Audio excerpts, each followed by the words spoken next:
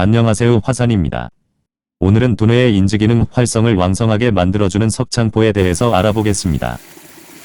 석창포는 사철 푸른잎의 여러 해살이 식물로 전국에 자생해 있고 주로 따뜻한 지역에 서식해 있습니다.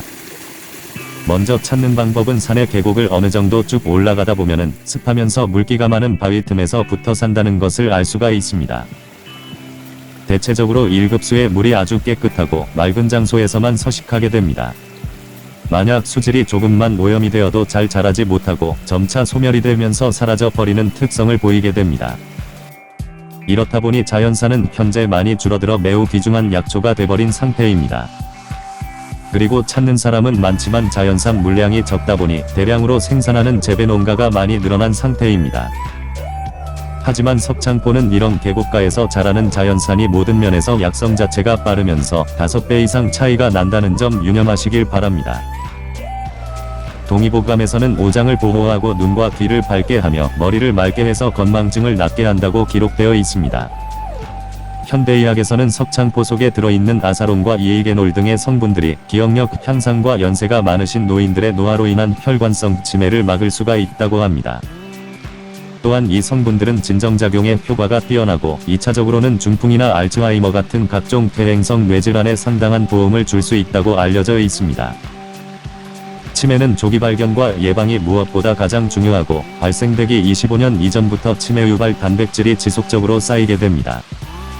그래서 미연에 치매를 예방해야 하고 뇌를 단련시키는 것은 중년 40대 중후반부터 시작을 해야 한다고 합니다.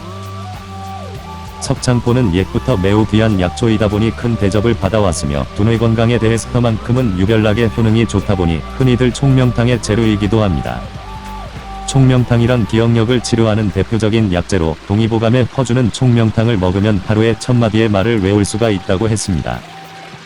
그래서 한의원에서 수험생들에게 처방해주는 보약이 바로 총명탕이라고 많이들 알고 계실 것입니다.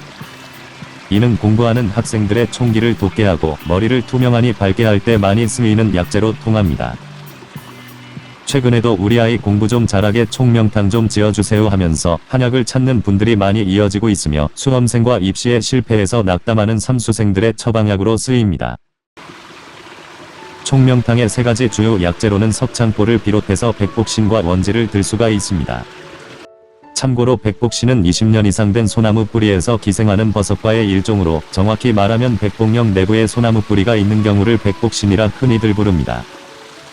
즉 백복령의 균핵으로 내부에 소나무 뿌리가 박힌 것으로 색이 흰 것을 백복신이라 하고 분홍색이 나는 것을 적복신이라고 합니다.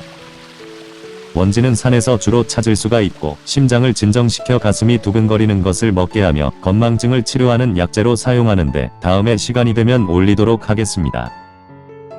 지금에 와서도 이런 약재들은 실험적 연구 대상들로 많이 진행이 되어 왔으며 실제 인지기능을 올리고 집중력과 기억력 개선의 효과들이 증명이 되었습니다.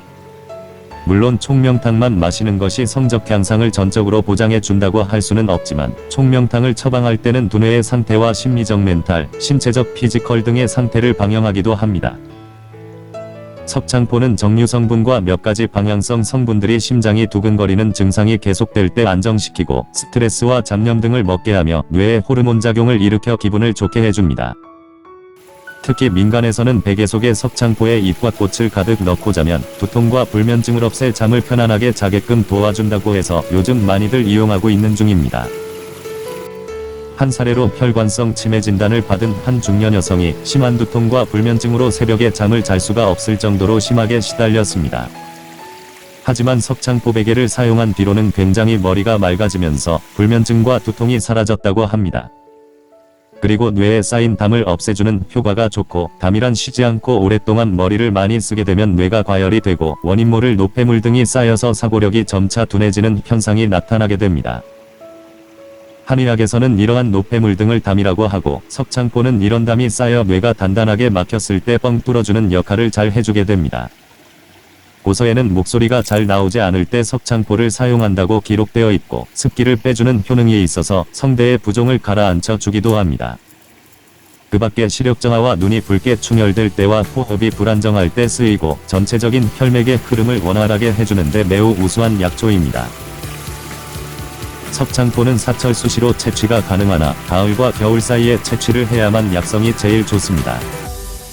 일반적으로 차로 많이 달여 마시고 분말이나 환을 만들어 사용하셔도 됩니다. 말린 약재는 석창포 10g에 물 1리터를 붓고 대추 2-3개 정도를 넣고 물이 끓기 시작을 하면 약불로 10분 정도 더 끓여서 식후에 하루 2-3회씩 응용하시면 됩니다. 석창포는 많은 양을 사용하거나 다른 탕약처럼 너무 오랫동안 달이면 맛과 향 그리고 약효가 금방 소멸이 될 수가 있습니다. 그래서 용량과 끓이는 시간을 잘 지키셔야 하고 하루 섭취량은 500ml가 적당합니다. 그 밖에 총명탄과 궁합이 잘 맞는 약초는 단풍마와 당귀, 청궁, 백봉령, 원재, 하늘마 등을 함께 곁들이면 매우 좋습니다.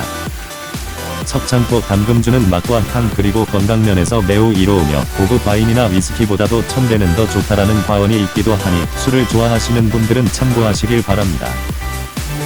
석창포는 특별한 부작용은 없으나 성질이 맵고 따뜻해서 몸이 차가운 사람들에게 잘 맞는 약재입니다. 하지만 이와 반대로 몸에 열증이 많고 혈압이 높으신 분들은 부작용이 따를 수도 있으니 먼저 자신의 몸에 잘 맞는지 확인하고 복용하시길 바랍니다. 시청해 주셔서 감사합니다. 지금까지 화산이었습니다.